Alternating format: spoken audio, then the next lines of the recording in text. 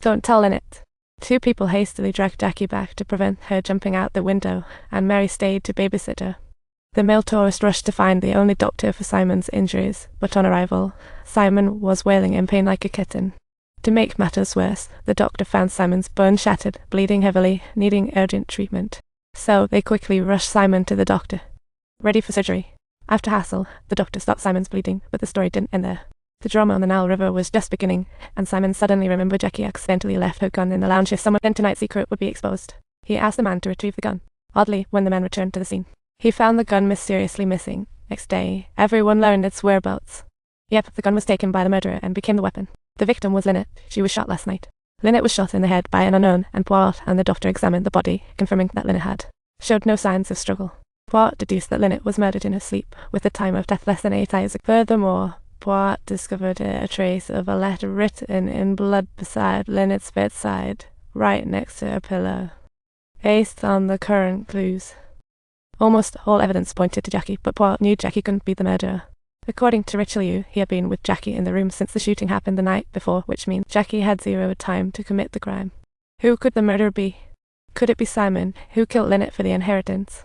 But that guess didn't hold water, as the doctor proved Simon hadn't left since injured. Not to mention that his physical condition is so poor that he could hardly even walk right now.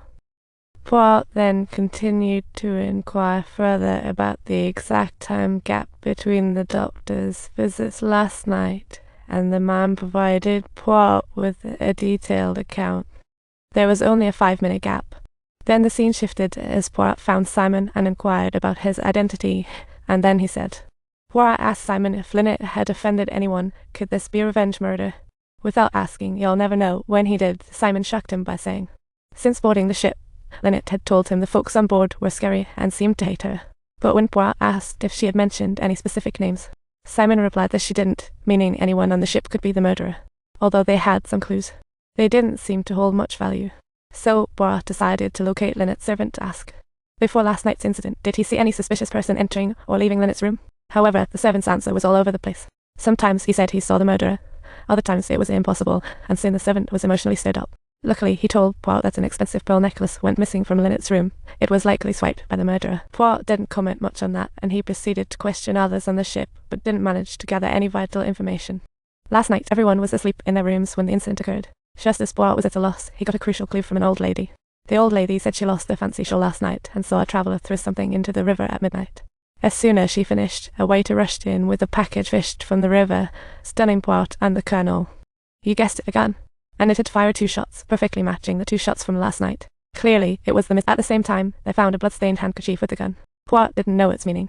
As he pondered, suddenly, the old lady screamed, finding her stolen shawl with 2 new holes.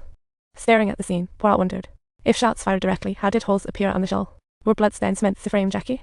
The truth of the case started to get more and more confusing, and now the only clue left was the traveller mentioned by the old lady. So Poirot quickly found the woman. Faced with Poirot's persistent questioning, the woman claimed she tossed out her mum's leftover liquor, not wanting her to be a mess. After chatting, Poirot confirmed she was the murderer, another lead went cold, and the case stalled. So Poirot decided to investigate the missing pearl necklace. The colonel then announced to uncover the culprit's identity swiftly. They'd searched all passengers' baggage. As the colonel announced it, Mary showed panic, shocking Poirot. But Mary insisted she didn't steal the necklace. It turned out her cousin had a kleptomaniac streak and couldn't resist nagging nice things. But Mary assured Poirot, although her cousin stole the necklace, she didn't murder and didn't know if Lynette was dead then. So, the theft of the necklace was just a plain old theft. Poirot then returned to Lynette's room, where he discovered a bottle of red nail polish.